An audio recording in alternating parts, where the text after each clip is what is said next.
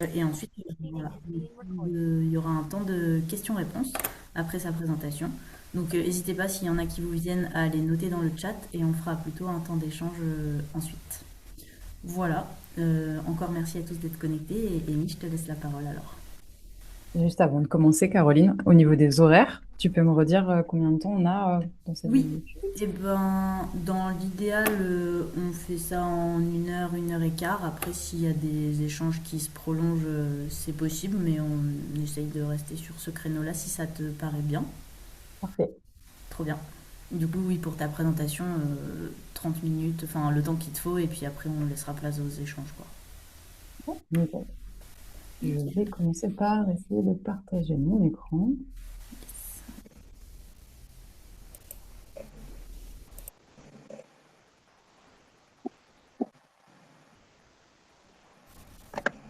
Ouais, c'est parfait. Vous le voyez? Bon, nickel. Je pense que ma présentation durera un petit peu moins de... Enfin, voilà, l'idée, c'était de faire une présentation assez succincte pour justement se laisser le temps d'échanger, de répondre aux questions et de discuter. Donc, n'hésitez pas à l'issue de cette présentation. Peut-être pour me présenter rapidement, donc je m'appelle Amy, j'ai monté ce projet Factopi qui est aujourd'hui porté par une association. Moi, voilà, j'ai été avant sur le sujet du traitement des eaux, j'étais ingénieure en traitement des eaux pour différents acteurs, collectivités, bureaux d'études, donc ça m'a permis d'avoir une vision un peu globale de la gestion de l'eau et de voilà, souhaiter proposer une alternative via ce projet Factopi. Hop là. Peut-être, je pense qu'un grand nombre d'entre vous sont familiers avec le sujet, mais je préférais là juste en rappeler un peu l'intérêt de la séparation à la source des urines. L'idée de séparer les urines à la source, ça a trois intérêts principaux. C'est de pouvoir utiliser des toilettes qui fonctionnent sans eau. Quand on collecte les urines à la source, on n'a plus besoin de chasse d'eau pour transporter les urines. Et donc en ça, on réduit en moyenne de 30%, 20 à 30% notre consommation en eau potable.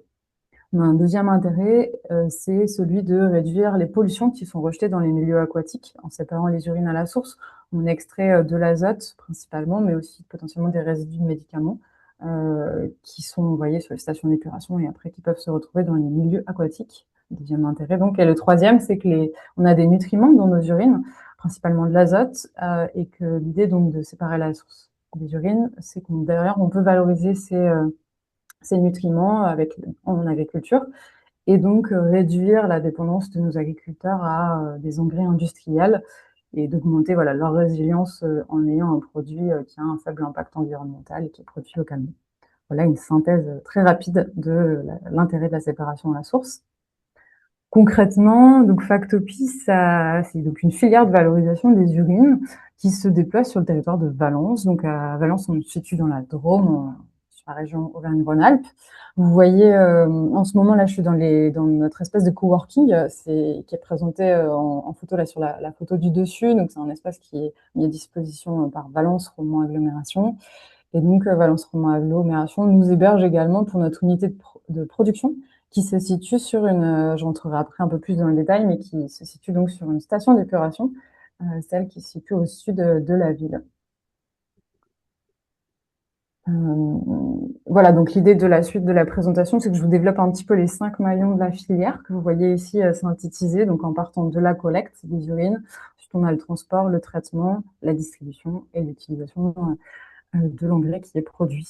Donc, si on commence par la collecte, l'idée de Factopi, c'est d'accompagner des lieux à transformer leur sanitaire pour qu'ils soient en mesure de séparer et de stocker sur place les urines. Pour ça, on propose, nous, de réaliser une étude de faisabilité.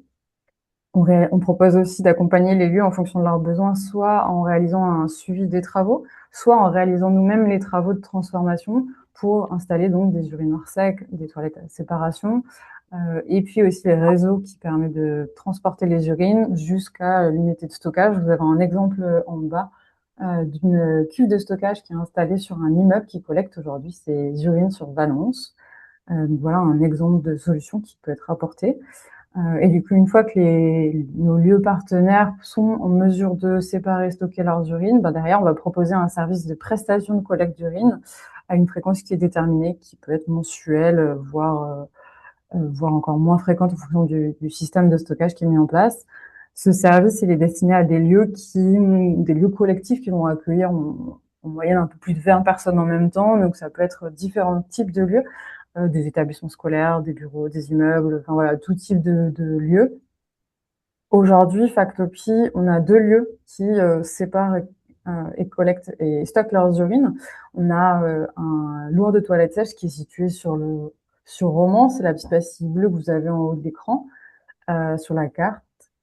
Et on a aussi donc un habitat, un immeuble qui collecte ces urines dans le centre-ville de Valence. Donc ça nous fait 2 lieux sur le territoire. Notre objectif, c'est de travailler avec 10 à 15 lieux. Donc on est en discussion avec différents autres lieux, une collectivité, des établissements scolaires, une entreprise, pour voilà réfléchir à la transformation de leur sanitaire pour qu'ils puissent collecter les urines. La deuxième étape, c'est le transport. Aujourd'hui, sur l'année 2025, voilà, on a réceptionné 14 mètres cubes d'urine, donc 14 000 litres d'urine qu'on stocke dans notre local de transformation. Notre objectif, c'est de pouvoir collecter 50 mètres cubes par année. Vous voyez 2 livraisons là qui ont été réalisées. On a différents types de transports qui ont été mobilisés sur l'année 2025. Une fois qu'on a transporté ces urines jusqu'à notre unité de traitement, et ben voilà, on a l'étape de la transformation. Nous, notre objectif chez Factopi, c'est de s'intéresser à 3 paramètres. On cherche à supprimer les pathogènes. Donc ça, c'est une obligation, une obligation qui est fixée par l'Organisation mondiale de la santé, de pouvoir éliminer les bactéries qui peuvent être présentes dans les urines. On a un deuxième objectif qui n'est pas une obligation, mais qu'on souhaite atteindre, c'est le fait de stabiliser l'azote pour éviter d'avoir donc de la perte d'azote parce que les urines naturellement vont avoir tendance à perdre l'azote sous forme d'ammoniac. En stabilisant l'azote, on évite ce phénomène-là. On a un troisième objectif aussi qui est de réduire, les résidus de médicaments qui peuvent être présents dans les urines. Pour atteindre ces 3 objectifs, on a 2 grandes étapes de traitement sur notre unité de traitement. Sur la photo du haut, vous voyez qu'on a des IBC, des cuves. Donc ça, c'est notre première étape de traitement qui consiste simplement à stocker les urines pendant 1 à 6 mois. Parce que naturellement, les urines vont pouvoir s'hygiéniser. Donc, on va avoir une réaction chimique qui va s'opérer au sein de l'urine. Et cette réaction chimique, elle va conduire à la destruction des pathogènes. Donc la première étape, c'est un simple stockage. Et une fois que nos urines ne contiennent plus de pathogènes, on va pouvoir les traiter sur notre deuxième étape de traitement. Là, les urines, donc, elles vont percoler sur du charbon végétal, qui est appelé aussi biochar. Et à l'intérieur de ce charbon, on va avoir des bactéries qui vont justement pouvoir avoir une action sur l'azote et qui vont pouvoir oxyder l'azote. Cette technologie, elle est un peu spécifique. Elle a été développée par une association suisse qui s'appelle Aneco et elle est proposée aujourd'hui de manière open source. Ça veut dire qu'il n'y a pas de brevet associé à cette technologie. On peut toutes et tous s'en emparer et expérimenter et développer de nouvelles, l'améliorer. Donc nous, on s'inscrit pleinement dans cette démarche open source et elle a aussi l'avantage d'être une technologie qui est dite low-tech, donc elle nécessite peu d'énergie, elle est très résiliente et robuste. Je vous ai mis là dans la présentation un lien pour accéder à la présentation un peu plus complète et détaillée des filtres à Tribon. Donc, c'est le nom de cette technologie qui est proposée par Aneco. Une fois qu'on a transformé les urines pour produire un engrais, on peut après le distribuer. Donc, l'engrais, une fois qu'il est transformé, donc c'est un engrais qui est azoté, qui est toujours au format liquide et qui a la spécificité d'être inodore grâce à la stabilisation de l'azote.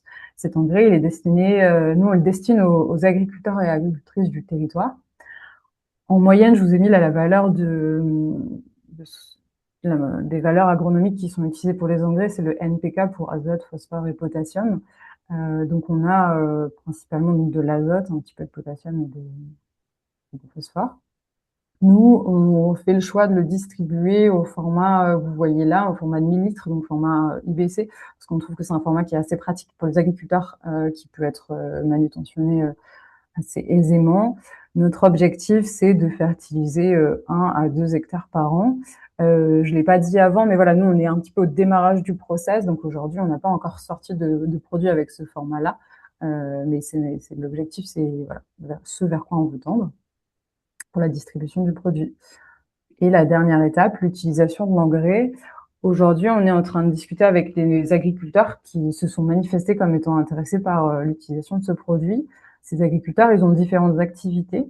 On a du maraîchage, nous, sur notre territoire, on a pas mal d'arboriculture, on a aussi des grandes cultures. Donc, on discute ensemble pour définir le matériel qui pourrait être le plus adapté pour répandre le produit. Parce qu'aujourd'hui, les agriculteurs utilisent plutôt des produits qui sont solides, donc ça nécessite quand même de vérifier enfin, de définir les bons équipements adaptés à ce produit qui est liquide. Il y a aussi un travail pour établir des itinéraires techniques pour savoir à quel moment on va apporter le produit pour que ce soit le plus efficace pour les plantes, en quelle quantité. Et pour ça, on est accompagné par Agribiodrome, qui est un expert localement qui s'occupe de ces sujets, qui traite de ces sujets-là, qui accompagne les agriculteurs. Et c'est un acteur qui fait partie de la FNAB, donc la Fédération nationale de l'agriculture biologique. On a aussi en ce moment, on est en train de diffuser un questionnaire. On diffuse aux agriculteurs et agricultrices qui sont en filière végétale. Donc, on vous invite à le partager parce que ce questionnaire a pour objectif de nous permettre d'identifier et de préciser les pratiques et le souhait des agriculteurs, les questionnements qu'ils peuvent avoir justement sur le fait d'utiliser un urinofertilisant. C'est un questionnaire qu'on a mis en ligne qui est disponible jusqu'au 31 mai, pardon. Donc n'hésitez pas à le partager. Nous, on va collecter toutes ces informations et derrière on va aussi diffuser un petit peu les résultats de cette analyse euh, pour tous ceux qui pourraient être intéressés par le sujet. Et voilà, je voulais finir avec les perspectives un petit peu de Factopie. Euh, Factopie a été lancé là en 2025 de manière opérationnelle. Nos objectifs pour 2028, c'est de démontrer que c'est faisable de manière opérationnelle de faire tourner une filière de valorisation des urines telle qu'on l'a imaginé sur le territoire de Valence. On veut aussi proposer un modèle, on réfléchit dès maintenant à trouver un modèle économique qui soit pérenne pour pouvoir derrière aussi massifier la collecte à l'horizon de 2028. Donc, je vous le disais, aujourd'hui, Factopie, c'est une association qui est dite de préfiguration, parce que notre objectif, c'est de pouvoir nous transformer en société coopérative d'intérêt collectif, les SCIC, à l'horizon 2028, pour accompagner cette transformation, changement d'échelle. Voilà un peu pour les perspectives sur les années à venir. Et je crois que j'en ai fini pour cette présentation. Si vous souhaitez, on va avoir un temps d'échange, mais voilà, pour la suite, si vous souhaitez suivre un petit peu ce qui se passe sur le projet, on est actif sur LinkedIn, on a une page dédiée au projet, et là, je vous ai remis le formulaire, voilà, n'hésitez pas à le partager pour en savoir plus sur les pratiques des agriculteurs et agricultrices. Voilà, si vous avez des questions, n'hésitez pas à intervenir. Je te laisse, Caroline, pour préciser un peu. Merci beaucoup pour ta présentation. Et bah, tu as déjà deux questions dans le chat. Il y a Franck qui demande des informations complémentaires sur la durée de traitement parce que tu as dit 1 à 6 mois. Oui. Voilà, donc il demande pourquoi ça implique une telle variation. Oui, alors non, c'était pas ça. Hop là. C'est 1 à 6 mois. Ça dépend un petit peu ça dépend de deux choses. C'est les préconisations donc de l'Organisation mondiale de la santé. Elles sont liées au risque en fait qu'il y ait des pathogènes à l'intérieur des urines et ce risque il est défini en regardant le type de séparation des urines lorsque vous utilisez des technologies où il y a un contact entre les urines et les matières fécales. Je prends l'exemple par exemple des toilettes où on a un système de tapis, on va avoir un contact entre les matières. On a un tapis qui convoie les matières fécales vers l'arrière de la toilette et donc on a vraiment un contact, on a un risque de pollution qui est fort. Et ce risque, par exemple, quand on prend un urinoir sec masculin ou féminin, il est beaucoup plus faible. Donc, en fonction de ce risque lors de la collecte et aussi en fonction de l'usage du produit qu'il va y avoir derrière, à savoir si on utilise un engrais luminosourcé pour pour produire une alimentation des aliments qui vont être cuits, je pense par exemple au blé, on a un risque qui est plus faible de contamination des utilisateurs que si on utilise des produits qui ne sont pas cuits. Donc il y a un calcul à faire qui permet de savoir quelle est la durée de stockage optimale. Plus on stocke longtemps, mieux on va hygiéniser, plus on va détruire les pathogènes. Et donc pour prendre un exemple très concret, si on a un urinoir sec masculin, un urinoir sec pour collecter les urines et qu'on fertilise du blé, ben on va pouvoir avoir un temps de stockage assez faible d'1 mois. Voilà. Ouais, Franck, tu voulais rajouter quelque chose par rapport à ta question ou c'est clair?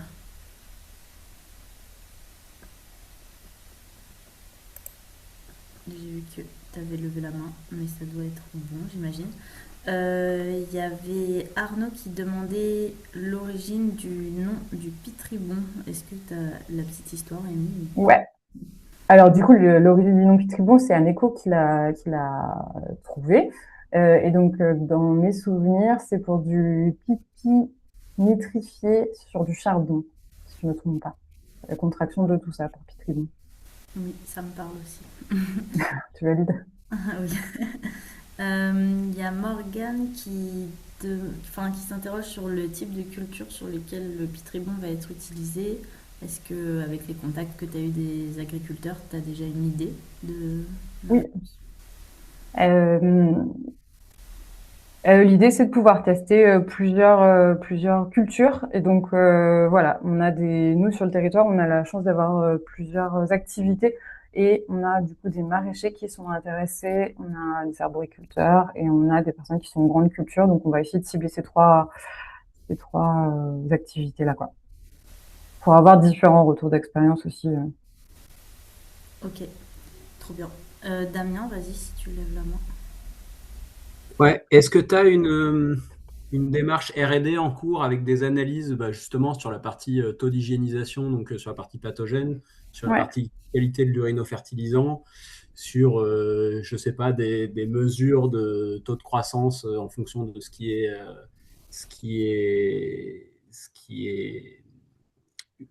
utilisé, que ce soit avec de l'urinofertilisant ou avec des fertilisants classiques. Et est-ce que, je sais pas, à travers les éventuels financements que vous avez, il y a de la diffusion d'informations qui sera fait sur ces sujets-là? Oui. Alors oui, alors j'en ai pas parlé, j'avais mis une petite photo là d'une analyse très simple qu'on fait aujourd'hui pour suivre un petit peu le process. On a aujourd'hui simplement des tests avec des bandelettes qui nous donnent des informations sur le pH, sur l'azote. Donc sur l'azote, on a des infos sur les nitrates et les nitrites. C'est des infos très approximatives. Donc là, on est en train de s'équiper pour avoir des données un peu plus précises avec un spectrophotomètre. Ça, c'est une première chose sur ce qu'on est capable de faire nous in situ. On a déjà commencé à externaliser des analyses, pour l'instant très sommaires, juste pour avoir des infos sur le NPK, la bactériologie. Donc tu parlais de l'hygiénisation. Donc ça, c'est fait par des labos externes. Et on a l'objectif aussi de faire un suivi des résidus de médicaments en entrée et en sortie de ces filtres, parce qu'on sait qu'on va pouvoir en éliminer une partie, parce que ça a été démontré par d'autres, dans le cas d'autres projets. Mais voilà, l'idée, c'est de pouvoir apporter d'autres infos là-dessus. On a en effet des financements publics. On a la chance d'être financé par l'ADEME notamment et l'Agence de l'eau. Et donc l'idée, c'est de pouvoir, en effet, on s'est aussi engagé à diffuser des informations qu'on va pouvoir collecter. Et par rapport au volet agronomique, avec le travail qui est fait avec Agribiodrome pour définir les itinéraires techniques, j'en ai pas parlé là, mais l'idée c'est aussi d'avoir un protocole pour les tests qu'on va faire, on les fait avec un apport d'urinofertilisant et à côté un témoin potentiellement avec une pratique classique pour pouvoir comparer les choses. Et on est en train de caler les paramètres qu'on va suivre. On est aussi en recherche de financement pour cet aspect-là, pour avoir justement un cadre plus ambitieux qui nous permettra de faire des analyses de sol qui sont plutôt plus coûteuses. Donc on va faire un suivi à minima des rendements, potentiellement de quelques autres paramètres, et on a l'objectif de faire un suivi beaucoup plus poussé dans le cadre d'un projet de recherche qui est aujourd'hui pas financé, mais qui, j'espère, va l'être, pour lequel on attend encore des réponses. Super, je te remercie. Nadège, vas-y. Le micro est coupé, Nadège, je pense. Oui. On ne t'entend pas. Pardon, merci pour la présentation. J'ai des questions assez techniques. Vu que je suis dans le domaine technique, ça m'intéresse. Je les ai déjà écrites dans le chat, mais je voulais juste savoir comment, est-ce que vous avez déjà des informations sur comment se répartit l'azote dans la nitrification de votre côté sur ces filtres? Ou est-ce que vous attendez encore des infos d'Aneco ou est-ce que vous en faites de votre côté? Parce que tu as mentionné que vous alliez faire des analyses, mais juste un peu pour savoir où ça en est. Et puis l'autre question, comment vous faites pour gérer avec la biologie pendant l'hiver? Sachant que les Bonne températures, question. ouais. Très bonne Et question. dans les moments très chauds d'été, d'ailleurs aussi. Ouais. Et ben en fait, on est au démarrage là. On a démarré les filtres justement au début d'année, là où on a eu des températures assez froides sur Valence. Et donc, on a eu des difficultés à démarrer l'installation. On est toujours dans cette phase de démarrage.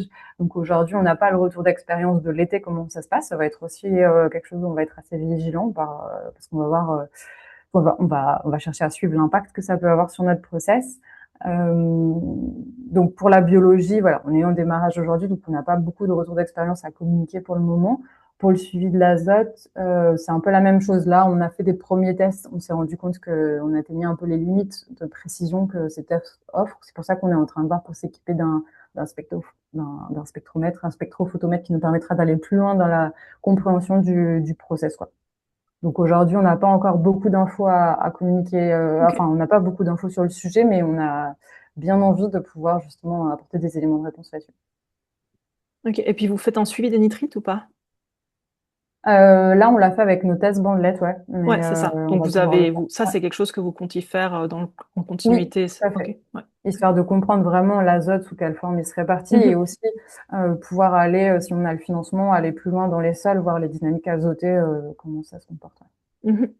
Puis l'autre question que j'avais, j'ai rajouté un peu après dans le chat, c'était par rapport aux micropolluants. Tu disais qu'il y a une Oui. partie qui a été démontrée qu'elle était dégradée, c'est de la dégradation biologique du coup. De ma compréhension, oui, parce que pour moi, le charbon, il n'est pas activé, donc il va pas avoir d'impact. C'est ça, ouais. Mais là, pour le coup, ça, c'est mon interprétation des résultats. Et pour le coup, nous, on n'a pas encore mené de résultats. On n'a pas mesuré, pardon, on n'a pas mené de campagne de prélèvement dessus. Donc, c'est les données qui ont pu être communiquées par un écho. Mhm. Mais c'est ma compréhension, c'est que c'est en effet les bactéries qui ont un Ok, impact sur d'accord. ces Et puis substances. si vous voyez que c'est pas suffisant à votre avis, vous avez l'intention d'ajouter des filtres après coup, ou bien est-ce que c'est quelque chose que vous savez déjà, ou ça c'est trop lointain comme thème? Non, c'est une idée que je garde en tête, en effet, de voir. Là, l'idée, c'est d'avoir cette réflexion sur déjà ce process-là qui est low-tech, assez simple à mettre en œuvre, peu coûteux et avec un faible impact carbone, voir ce qu'il apporte comme solution. Et derrière, voir s'il faut aller plus loin. Et s'il faut aller plus loin, ben, une des solutions, ce sera vraisemblablement le charbon actif. Et pourquoi pas faire des tests pour voir les performances que ça peut apporter.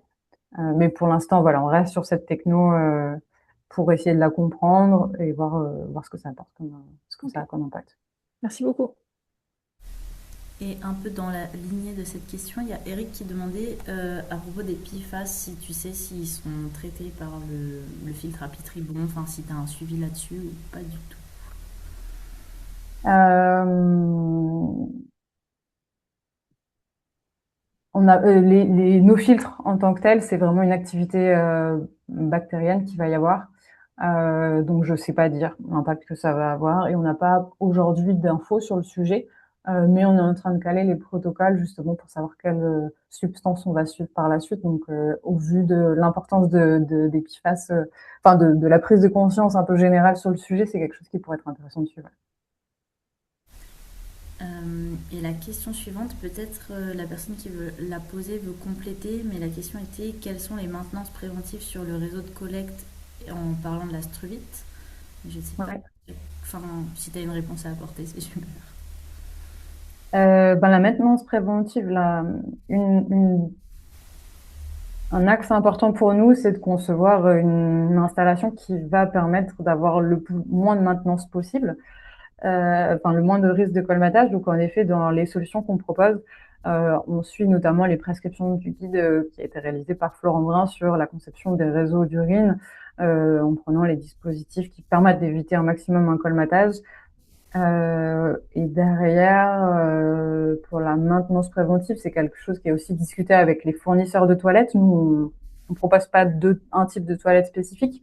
Donc, en fonction des urinoirs des toilettes, je sais que les fournisseurs ont des prescriptions un peu spécifiques à apporter pour l'entretien, des siphons, etc. Donc, ça, c'est quelque chose qui est discuté dans la suite.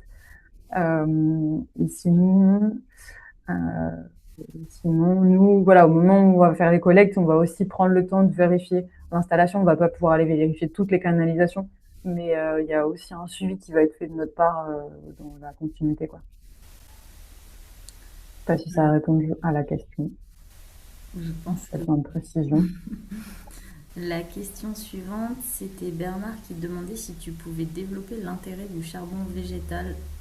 Et il n'a pas l'air de connaître le produit, donc si tu veux Ok, en parler un petit peu. ouais. Ce charbon végétal, son intérêt, c'est que c'est un média qui est poreux.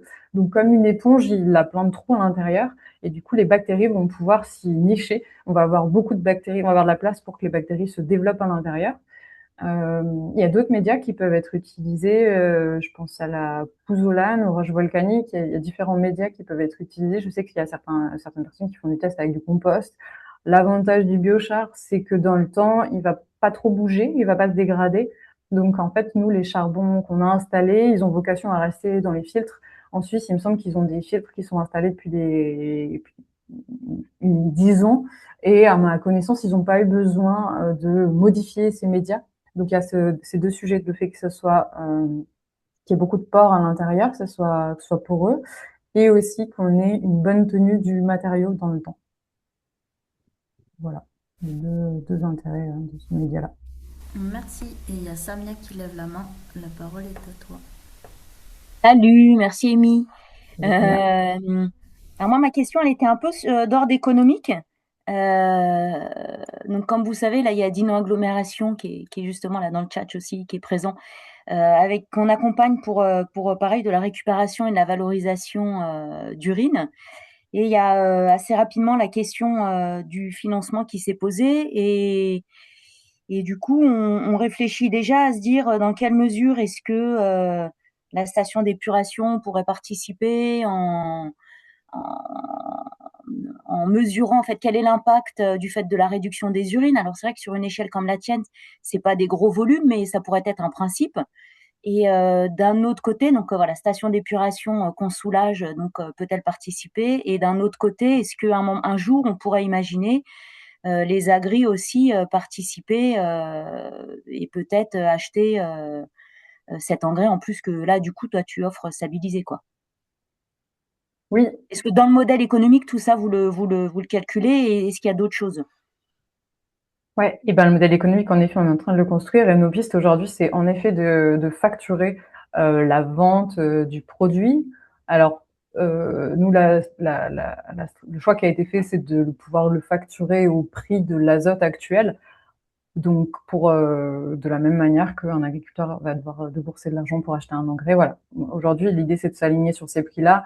On va pas se mentir que cette revenu d'argent, elle est très faible pour nous, acteurs de la collecte. Néanmoins, symboliquement, je trouve ça important de se positionner comme un produit qui aujourd'hui est disponible sur le marché. Par rapport à l'implication des collectivités, nous, on a la chance d'être hébergés, d'avoir un local qui nous est mis à disposition sur une station d'épuration. Et ça, c'est une aide précieuse parce que ça nous permet d'avoir un local complètement adapté à notre activité. Et du coup, d'avoir aussi de pouvoir échanger avec les équipes techniques qui sont sur place quand on a des sujets techniques.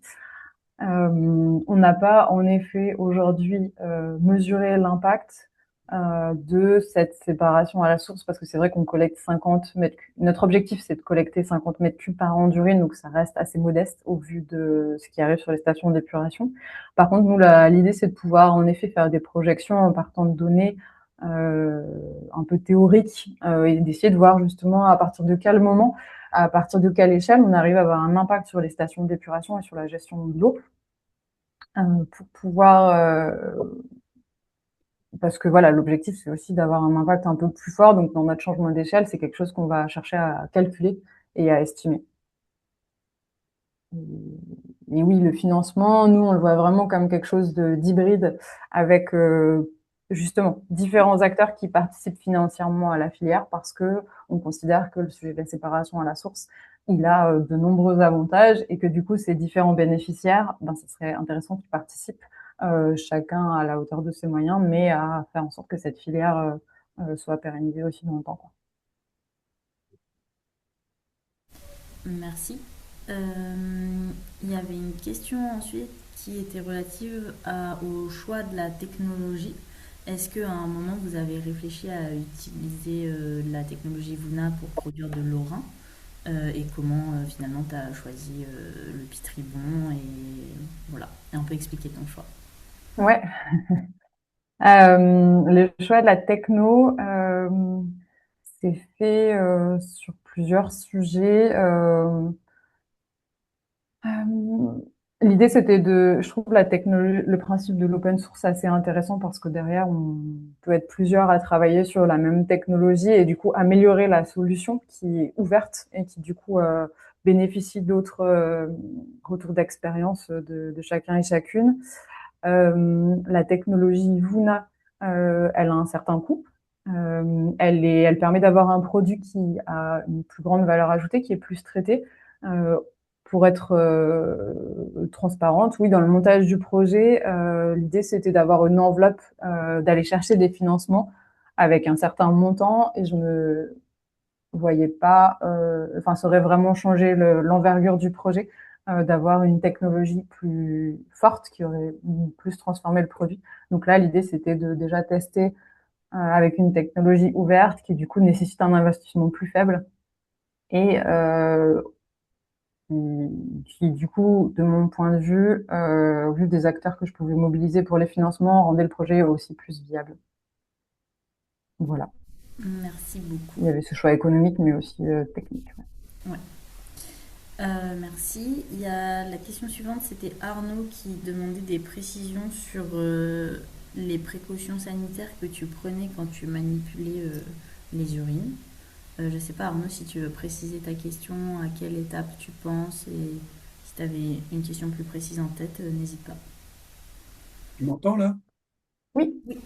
D'accord. Oui, la question c'est quelles précautions sanitaires tu prends sur les sites de collecte, lors du transport, lorsque tu réceptionnes, et ensuite quand tu utilises le Pitribon. Aujourd'hui, quand on réalise des opérations là sur notre unité de traitement, comme on est hébergé sur un site industriel, on a l'obligation de porter casque de sécurité et chasuble. Et après, plutôt lié et chaussures de sécurité. Après, d'un point de vue plutôt risque pathogène, donc c'est le principal risque, on a des gants imperméables. Euh, voilà, on a des lavages de mains systématiques avec des produits désinfectants. J'avoue qu'on n'a pas de scaphandre, mais voilà, on a, en tout cas, on applique, moi j'applique un peu les mêmes règles que sur la station d'épuration dans notre local. Et on a des gants adaptés un petit peu aux différents usages qu'on peut avoir. Je réfléchis en même temps, mais voilà les principaux dispositifs qu'on a. On a des vêtements spécifiquement adaptés qu'on change quand on sort du local. Voilà. Ok. Je sais pas si t'attendais si t'avais Merci. en tête d'autres sujets. Il y a Samia pour compléter qui demande si vous portez des lunettes de protection. Non. Merci pour ta réponse. Mais après ça, je suis intéressée d'en discuter avec, pourquoi pas maintenant ou plus tard, hein, de savoir un petit peu parce que c'est quelque chose d'assez nouveau. Et il me semble, on n'a pas encore en tout cas à ma connaissance, on n'a pas beaucoup de j'ai pas beaucoup de retours d'expérience là-dessus, donc intéressée de savoir comment vous pouvez gérer dans vos métiers de filière ou de collecte d'urine ces sujets-là, quoi. Samia, tu voulais faire un retour, toi? Tu disais que tu recommandais les lunettes, si tu veux en discuter. Ouais, nous, c'est juste dans notre projet là, à Quai-Vert, où justement, on a fait un peu une liste comme ça de prescriptions au moment de la manipulation, et on a fait les EPI, dont les lunettes. Je ne sais plus si on a trouvé un texte par rapport à ça, mais en effet, ne serait-ce que pour les éclaboussures, pour éviter tout contact Ok. avec les yeux, ça nous paraissait évident. Mais c'est possible que c'est surtout Nicolas qui s'est penché dessus, et c'est possible qu'il ait trouvé des textes un peu précis, parce qu'il a beaucoup bossé en agri aussi. Donc, Ok. je pense que c'est les mêmes EPI qui doivent être recommandés quand on manipule des engrais chimiques. Ok, intéressant d'avoir cette info. Lorsque tu m'entends là ou pas? Je sais pas. Oui, Oui, Ok, lorsque j'ai fait le stage, moi, de technicien SPANC à l'Office international de l'eau, on nous avait systématiquement distribué des lunettes ok. de protection. Pas de masque on avait le gel hydroalcoolique avait été remplacé par un gel avec des huiles essentielles. Ok. Ouais, pour le coup, ça, le gel hydroalcoolique, ça me paraît en effet important d'avoir un désinfectant en tout cas. Ok, mais je me note cette idée des lunettes, ouais, qui me paraît pertinente. merci pour ces infos. Ensuite, il y a plein de questions de Jean-Loup sur l'urinofertilisant. Est-ce qu'il est dilué quand il est utilisé et si oui, à quelle proportion? Et on va peut-être prendre les questions une par une. Donc, je te propose de répondre à ça déjà. Oui, dans ce qu'on envisage là avec les agris et agribiodromes, c'est plutôt de l'utiliser pur. Alors, il y a deux usages principaux quand on est sur de la grande culture, il peut y avoir un usage pur. Quand on est sur du maraîchage, ce qu'on envisage plutôt, c'est de la fertirrigation. Donc, vous avez le produit qui est injecté sur le réseau d'eau. Donc, on l'apporte pur, mais en réalité, il va être apporté de manière diluée aux plantes, vu qu'il est apporté via le réseau d'eau. Donc il y a ces deux possibilités, en effet, qui dépendent un petit peu des choix qui sont faits par les agris en fonction des Et cultures. Ouais. dans la lignée de sa question, il demandait si tu avais des idées ou des fourchettes de quantité du produit dilué à l'hectare qui est épandu sur une année.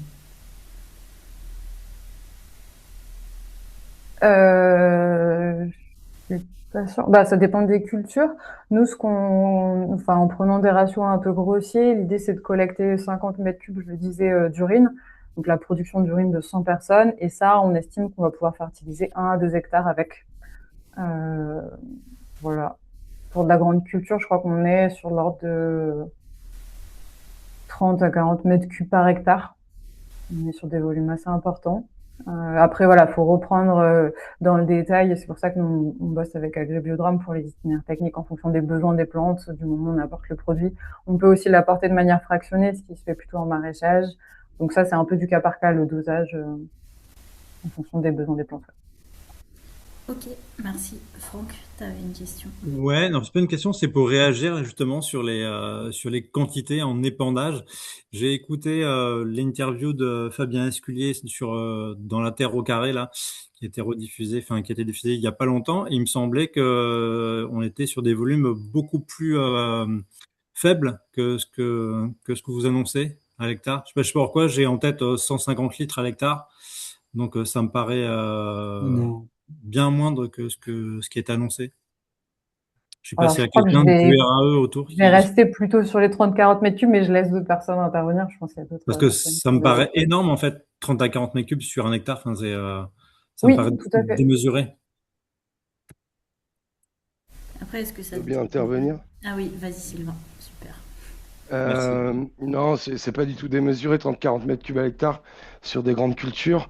C'est juste que ça se met pas en une seule fois. On pourrait imaginer un itinéraire technique en blé, par exemple, avec un apport d'urine avant le semis ou en début de culture de 20 mètres cubes et un apport de 20 mètres cubes maintenant, là, au mois de mai ou un petit peu, ou il y a quelques semaines.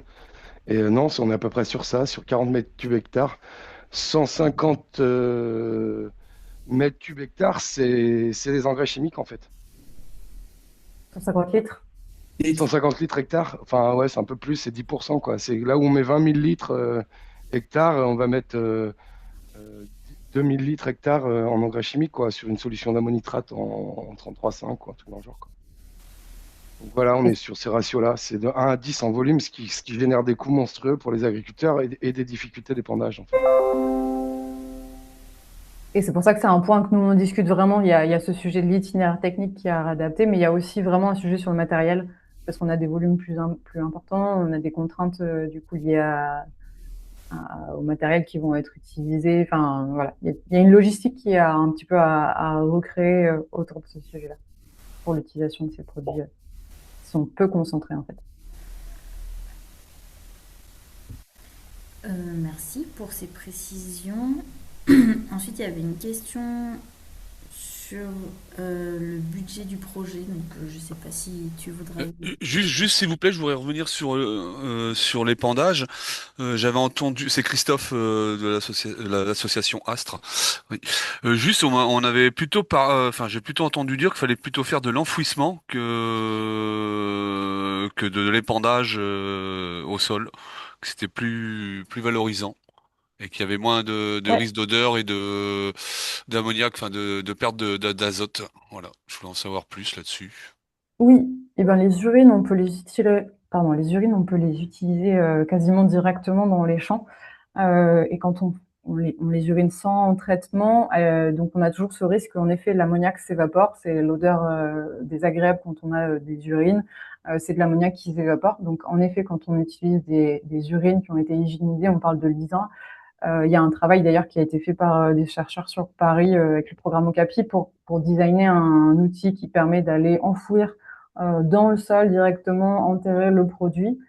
Euh, donc ça, c'est une première réponse quand on utilise des urines qui n'ont pas été traitées, où il n'y a pas eu de stabilisation de l'azote. Quand on a justement cette stabilisation de l'azote, comme nous, on est en train de le faire, on a un produit qui a plus d'odeur et qui du coup a beaucoup moins de risque d'avoir de la volatilisation. Néanmoins, on a aussi pour objectif, nous, de l'apporter le plus proche du sol possible pour éviter toute évaporation du produit et toute perte de, de l'azote, quoi, toute perte du produit. Donc oui, il y a un sujet d'apporter le produit au plus près du sol. C'est d'autant plus vrai quand on n'a pas transformé l'azote, on n'a pas eu de traitement en amont. Et à ce sujet, il y a Eric qui demandait si c'était possible d'épandre sur des cultures qui seraient déjà sorties du sol ou si vous faites sur de l'épandage seulement sur un sol nu. Ouais. Et juste, pardon, pour répondre à la dernière question, en fait, c'est les mêmes contraintes qu'il y a pour des lisiers animaux ou d'autres choses. C'est quelque chose qui n'est pas complètement nouveau dans l'agriculture, quoi, ce sujet-là d'apporter des matières.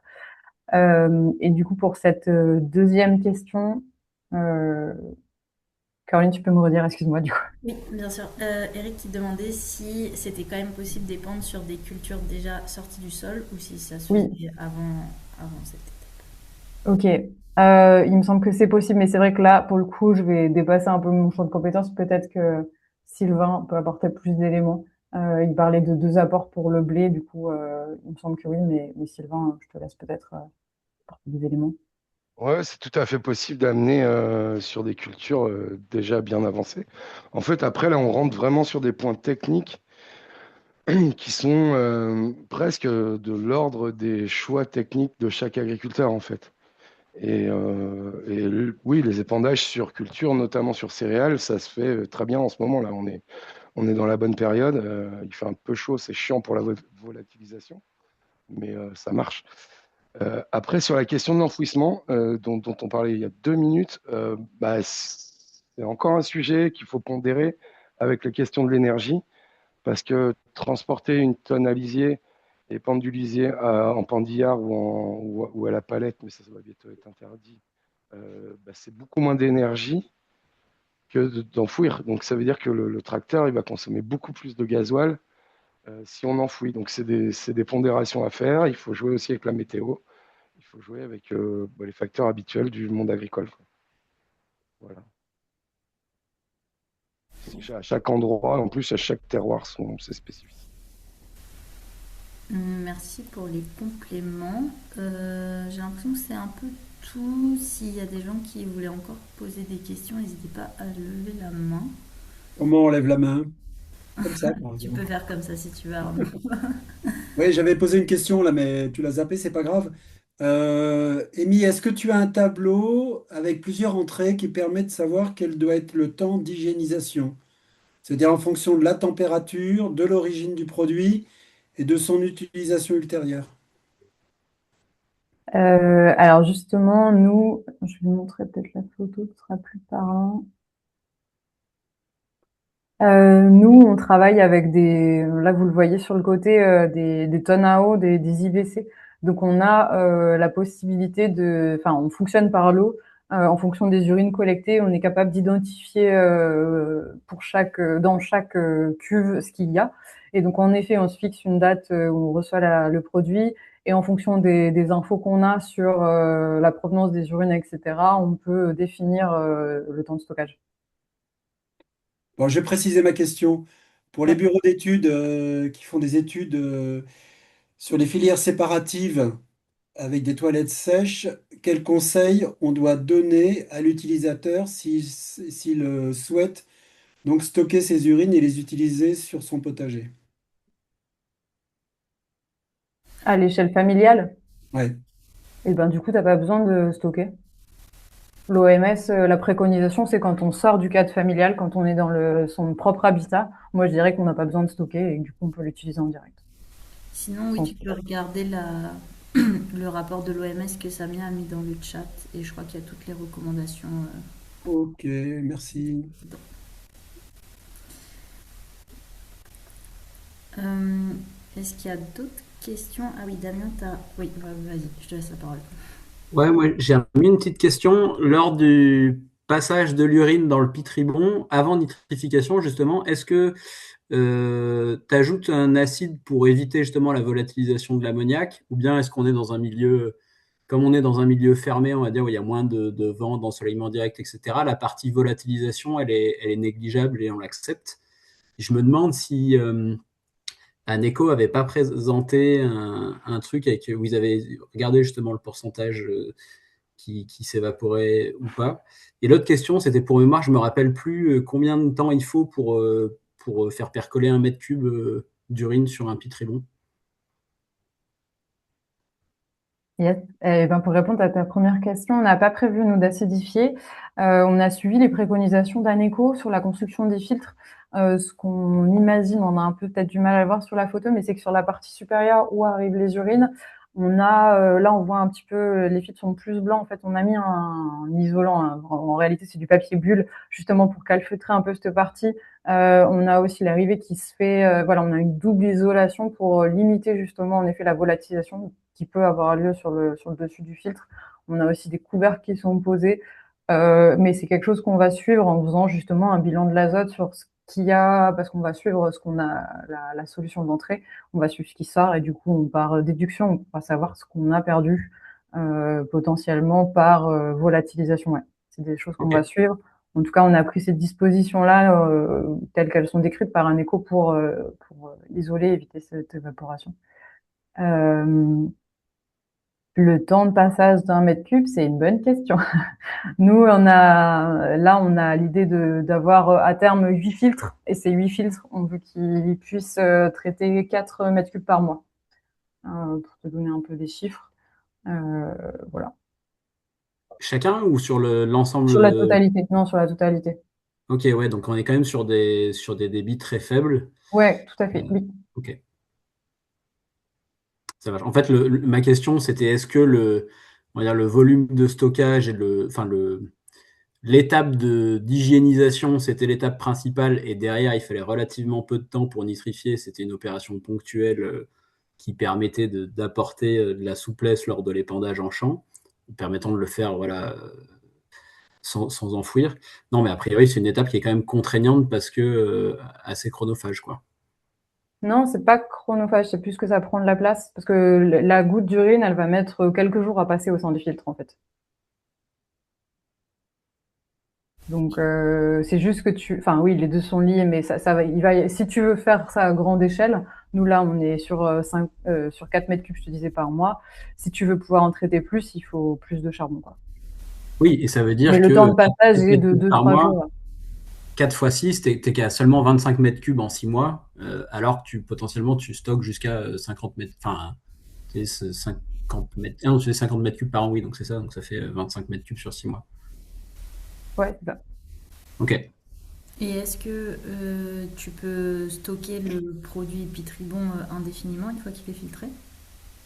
À ma connaissance, oui, parce qu'il est stable. Du coup, tu vas pas avoir de pertes. C'est quelque chose qu'on a envie de creuser aussi, voir comment ça se comporte dans le temps, mais de ce que nous a expliqué Aneko, on avait un produit qui était stable après. Ok. Tu as plus de sujets de perte de l'azote potentiellement, comme tu peux l'avoir sur du lisin, où tu as la transformation chimique qui s'opère, quoi. Ok. Arnaud, tu avais levé la main en premier. Ouais. Alors je vais la baisser. Euh, Bon, moi, je travaille. Bon, je suis membre du RAE, mais je suis aussi bureau d'études et je propose toilettes sèches et filtres à broyat de bois. Et je suis aussi technicien SPANC en tant que prestataire. Et donc, je creuse beaucoup la législation. Et il s'avère que la collecte des urines et son utilisation ensuite, après hygiénisation, n'est pas possible pour un particulier sur sa parcelle, puisque la législation prévoit que les urines doivent rejoindre le système de traitement des eaux ménagères. Donc ça, c'est une première précision. Je ne sais pas si vous le savez tous. Est-ce que vous êtes au courant? Qu'on peut pas faire, on peut pas sortir des urines d'une parcelle parce qu'il faut les traiter dans le réseau tout à l'égout. C'est ça que tu dis? Pas mieux que ça. C'est que tu peux même pas collecter les urines chez toi parce qu'elles doivent être traitées avec les eaux ménagères. Oui, mais Ah, on a aussi le droit d'installer des toilettes sèches qui, du coup, de fait, il y a des textes de loi qui disent que c'est autorisé. Et du coup, de fait, si tu as des toilettes sèches, c'est que tu n'envoies pas tout ça au c'est réseau. juste. Mm. Donc, Ah, mais là, tu parles si tu es en collectif. Moi, je parle en assainissement non collectif. oui, mais c'est autorisé les toilettes sèches en assainissement non collectif. Mais je suis d'accord avec toi, il y a un problème, enfin, il y a Non, il y a pas. Alors, je vous un flou juridique. l'exposerai lors du festival. Je vous l'exposerai là. J'ai des slides là-dessus. Donc, les urines doivent rejoindre le traitement des eaux ménagères. Voilà. Et donc, ce qu'on a vu, cette expérimentation qui était que chacun apporte, alors je ne parle pas en collectif, je parle en non collectif, mais si chacun apporte son petit bidon à la MAP pour que l'agriculteur puisse l'utiliser et qu'il est lui-même en assainissement non collectif, c'est-à-dire que je suis dans une maison qui est à la campagne, théoriquement, c'est pas possible. Là, Mais dans les faits, ça se fait. tu fais Ah oui, oui, référence, bien sûr.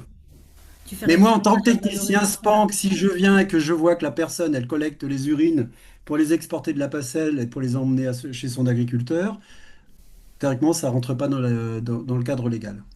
Là, tu fais Ouais, mais tu as un référence. devoir de désobéir là en tant que technicien SPANC à ce moment-là. Ça, c'est ton devoir de citoyen. Oui, oui, oui, c'est le devoir de citoyen. En tant que SPANC, tu le signales simplement dans ton compte-rendu. Non, non, non, tu ne signales pas. Tu dis que c'est conforme. Non, tu peux pas te permettre. Surtout en tant que prestataire, parce qu'après, tu fournis le rapport à celui qui te l'a commandé. Ok, merci Arnaud pour les précisions. Michel, tu avais levé la main également. Oui, bonjour. Moi, j'avais une question assez pragmatique, dans la mesure où j'ai bien compris que ce que vous êtes en train de faire est expérimental et que c'est pas encore tout à fait opérationnel au niveau financier. Néanmoins, si on veut dupliquer l'opération, quelle enveloppe financière Ah oui, vous disposez pour finalement arriver à restituer de l'urine sur 2 hectares? Ça m'intéresserait de savoir. oui, J'ai pardon. bien. Oui.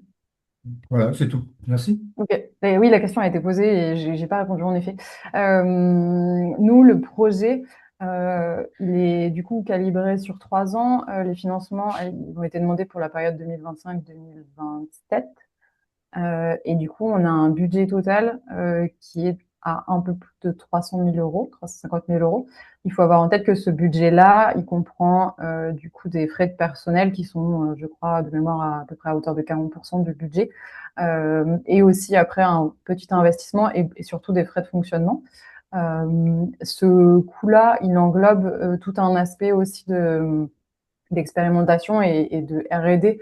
Donc ça peut paraître fort, mais voilà, c'est le budget qui est nécessaire, en tout cas dans notre cas, pour avoir toute la phase de montage de projet aussi, d'aller voir des partenaires et derrière le suivi opérationnel. Donc ce prix-là est très lié au projet, et je pense qu'il faut refaire le calcul en fonction de vos contraintes localement et de ce que vous voulez faire. Mais voilà l'enveloppe en tout cas qui a été la nôtre, qui est la nôtre aujourd'hui pour ce projet. Et Merci. ça représente combien de personnes? Pardon. Sur la durée du projet, il y a 1,5, ça ne veut pas dire grand-chose, mais 1,5 ETP. Ok. Donc voilà. J'ai démarré seule en tant que salarié. L'idée, c'est de pouvoir être deux. Ponctuellement, il y a des personnes qui ont pu m'aider à avancer sur le sujet. Il y a aussi toute une part qui est en prestation de service pour pouvoir gérer différents aspects, construction de l'unité, aussi et aussi de transport dans certains cas des produits. Merci. Anya, tu avais une question également? Oui, je reviens sur la question d'export de la parcelle et notamment en AMAP. Est-ce que le statut d'AMAPien ne fait pas de toi coproductrice de tes légumes et du coup tu pourras ton urine peut être utilisée dans la production? Je dois répondre? Oui, j'allais dire, c'est une question pour toi, Arnaud. Vas-y. Ben oui, non, c'est quand tu es en assainissement non collectif, la parcelle, c'est le terrain qui t'appartient. Alors, c'est pas forcément la parcelle euh, de l'installation, ça peut être l'ensemble du terrain qui appartient au bien immobilier, à l'immeuble. Mais Après, il doit bien y avoir des exceptions parce qu'il y a bien des AMAP qui le font. Ben, ça, t'en discutes avec ton législateur, mais pas avec moi. Mais il me semble, peut-être que Caroline, tu as plus d'infos là-dessus, mais que justement le RAE notamment avait fait un plaidoyer pour qu'il y ait une évolution de texte de loi dans la prochaine transcription de la réglementation européenne en droit français pour justement un peu sortir ce texte-là, il me semble, cet alinéa. Quand j'avais suivi le sujet, il me semble que c'était un projet de loi. Alors, Oui, il me semble que c'est ça dans te parle? les tuyaux de faire modifier cet arrêté. Enfin, du coup, c'est la commission réglementation qui s'était penchée dessus. Mais Arnaud, tu avais peut-être ça aussi en tête. Enfin, en tout cas, dans l'idée, l'arrêté, il est assez imparfait, et notamment à ce niveau-là sur l'idée de valorisation à la parcelle.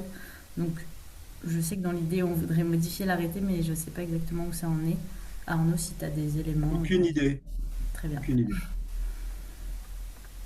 Je connais les lacunes de cet arrêté, mais je ne sais pas où on en est pour le modifier. Ça marche. Est-ce qu'il y a d'autres questions ou remarques?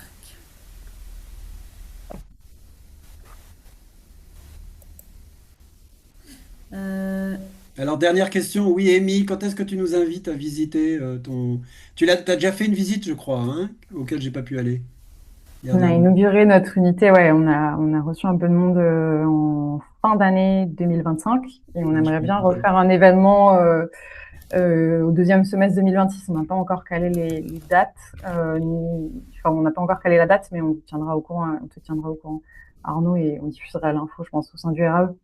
Et on compte sur toi également pour les intestinales Les intestinales 26 à Cré. Avec plaisir. 27, oui. Oui. On pourrait faire la Avec visite à plaisir. ce moment-là, ce sera le deuxième trimestre 26. Hein. Avec plaisir pour vous recevoir à cette occasion, ouais. Et j'en profite pour faire une mini parenthèse, mais avant les intestinales 2027, vous êtes bien sûr tous les bienvenus au festival qui aura lieu la semaine prochaine à Ramonville, dans lequel, Amy, tu seras là. Enfin, il y aura plein de membres du RAE qui présenteront leur projet. Je vous mets le lien dans le chat. Et du coup, ce sera à la fois l'occasion de célébrer les 20 ans du réseau, mais aussi de découvrir tous les projets super inspirants des membres. Et d'en apprendre plus à la fois sur la réglementation et sur la technique. Donc n'hésitez pas, venez, toutes les infos sont sur notre site internet, c'est gratuit et ouvert à tous et toutes. Et s'il n'y a plus de questions, plus de remarques, je vous propose qu'on termine là-dessus. Ça fait 1 heure pile, c'est parfaitement timé. Ah, et encore une question de Franck, vas-y. Oui, non, c'est très rapide. C'était pour savoir, est-ce qu'il y aurait moyen d'avoir l'enregistrement de la session? Parce qu'en fait, avec mes collègues, on a un groupe de travail qui travaille sur notre projet de filière toilettes sèches et j'aurais trouvé intéressant de pouvoir leur partager.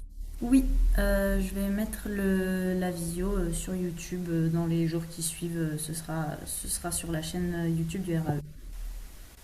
Ok. Voilà. Tu pourras nous prévenir par mail ou pas? Oui, je pourrais faire un Comme il petit y a la mail liste. ou un petit post quelque part. Ouais. Super. Ok, trop bien. Merci beaucoup. Mais merci à tout le monde de vous être connectés pour vos questions et votre participation. Et de toute façon, on se recroise sans doute bientôt, soit au festival, soit sur la prochaine visio cuvette. Donc à très vite tout le monde et très belle soirée à vous. Merci beaucoup. Merci, à bientôt à tous. Merci, Amy.